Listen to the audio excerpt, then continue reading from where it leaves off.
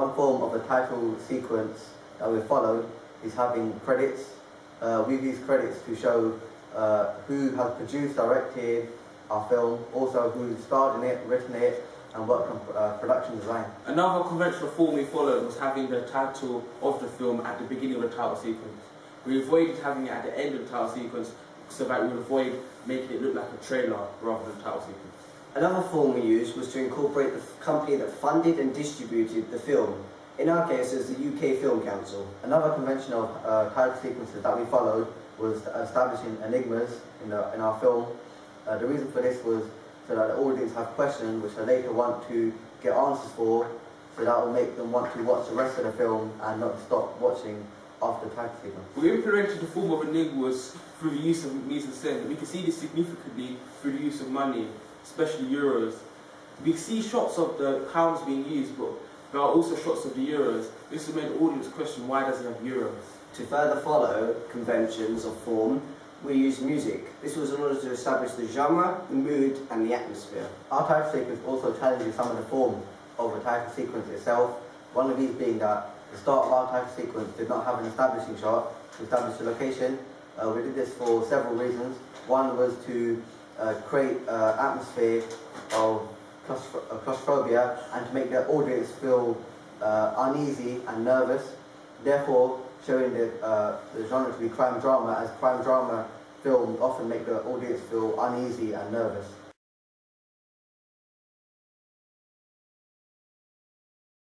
The genre for our film is a crime drama, specifically a British crime drama. To further incorporate genre conventions, we used the title fonts. Ours was very plain and linear. This was in order to show the seriousness of the crime drama that we've produced. This is in comparison to action films who use mildly artistic and linear fonts, as we did not want to make our crime drama look like an action film. We also follow another convention of crime drama films, this being that the protagonist of the film is a male. In our title sequence, the protagonist is established to be a male, and this therefore follows the conventions of crime drama genre films and shows our film to be within the crime drama genre. However, our film has also challenged this convention, as the title sequence establishes a strong female character within the film, and therefore this challenges the convention that the protagonists in the film should be all male. Another convention of the crime drama genre is to establish the form of crime through props. You see this explicitly through the use of guns and bulletproof vests to establish the form of violence, and money used to establish drug crime. And this is all being collectively used to establish crime within the title sequence, which is probably essentially the most important convention of. Our film is in a British crime drama genre. We have followed the conventions of this genre by having our protagonist in our opening sequence being a young black male. As you can see from our opening sequence, we've only established one character fully, this being a young black male character who is going to be our protagonist later on in the film. This mirrors other British crime dramas such as Top Boy, Kidulthood, Adulthood, and Bullet Boy.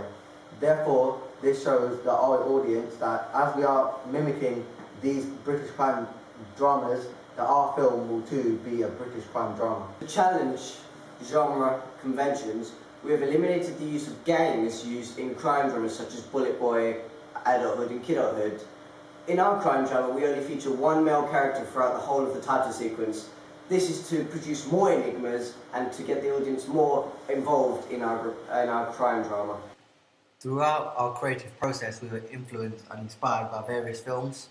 The one way that we were influenced by films was that by watching other films' title sequences and title openings, we were able to understand the forms and conventions of the title sequence itself, which helped us create our own title sequence. One film we were inspired by was Donnie Brasco. The title opener of Donnie Brasco utilises mise-en-scène thoroughly in order to establish enigma.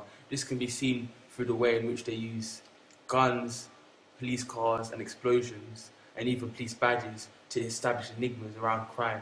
We similarly use this method by using mise-en-scène such as guns and bulletproof vests to establish the enigma of violence. Another film that helped us understand the forms and conventions of the title sequence was the title sequence for the film Alien. This helped us to understand why music is used often in title sequences. The title sequence for Alien uses music only and has no diegetic sound or dialogue. However, the music itself is still incredibly useful to establish the themes of the film, the plot, and also establish enigmas. Therefore, this helped us to, during our creative decisions, as we chose to also use a piece of music to help establish the atmosphere of the film, the mood of the film, and also to suggest possible enigmas and to help to get the audience's attention and make them want to watch the film itself. The title opening of True Bloods was also a form of inspiration used within this project. True Blood uses symbolism a lot to establish the tone, mood and themes. They use the symbol of the colour red to establish blood, violence, vampire, sex. We do this similarly with the use of font. The colour used for our font for the title Shutter is red, which is again is used to symbolise the mood and themes within the film, which is blood for the violence and sex and passion for the relationship between the protagonists. We even use a grey outline for the title again to present the urban areas, to be symbolic of the urban areas and even the estates in which this working class protagonist comes from. Another way that the research into films helped us during our understanding of forms and conventions is to help us understand the forms and conventions of the genre that we chose to create our title opening sequence to. We chose the genre of crime drama, and to help us understand about the genre and its forms and conventions, we researched into several films. This research into films helped us to establish a narrative which would be in keeping with the themes and conventions of the film. The main crime drama films that we researched were Bullet Boy, Kidulthood and Adulthood.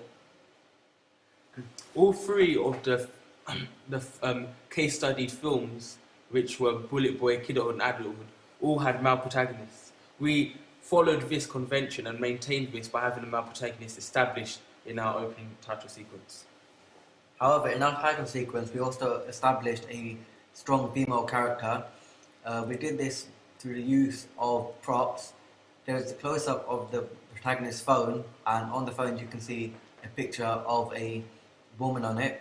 This woman is later established in the plot to be a key character, and she is the character's girlfriend. We have chose to use a strong female character in our crime drama and to disobey conventions of only having strong male characters. This is because of the research that we did into Terminator 2, an unrelated film, but however it still offered us key insight into the way that females choose to watch movies. We will be talking about the research into Terminator 2 later on in this recording to a greater extent. Another genre convention of the crime British drama genre we use as inspiration to develop our main product was the idea of an establishing shot. All films such as Kidulthood, Adulthood, Bullet Boy use an establishing shot to establish the location, and this is done to place the audience in the scene of what's happening. However, instead of following and developing this form, we actually challenged it. Instead, our opening doesn't use an establishing shot. Instead, it just uses a close-up of the protagonist. And this is done to place our audience in the same claustrophobic atmosphere our main protagonist is. And this is to develop empathy between the audience and character. Another film that has helped us during our creative process is Terminator 2. Although the film itself is a sci-fi action film and is not relevant to our genre, it still offered us key insight into the way females choose to watch films and how they pick them. Females told us that they would not intentionally go and see an action film, particularly an action sci-fi film. However, they were drawn to see Terminator 2 due to the prevalence of a female protagonist during the film. This is because they would like to see the film as they would be able to empathize or sympathize with the female protagonist, as they would be the same gender and therefore think that they would be able to understand her situation throughout the film. We have chosen to use this idea in our film, as even though our film is a traditionally male viewed genre, as it is a crime drama film which a lot of males would enjoy seeing, but females traditionally would not enjoy seeing a crime drama film, we have attracted a female audience with the use of a female character which is integral to the narrative of the movie. This is we've established her in the opening sequence of the film by having a picture of her on the protagonist's phone, and thereby showing that there is a female character which is going to be a semi-protagonist in the film, and therefore females might want to watch this film as they themselves may feel like they can identify or aspire to be like the female protagonist, and therefore would want to watch the film themselves.